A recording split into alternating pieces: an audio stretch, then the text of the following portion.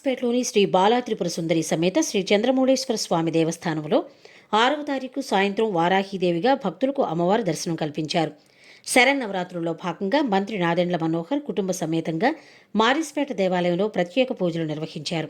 నవరాత్రుల్లో భాగంగా సాంస్కృతిక ప్రదర్శనలు, కోలాటాలు, ఆలయానికి విద్యుత్ కాంతులతో వైభోగంగా శరన్నవరాత్రులు నిర్వహించారు.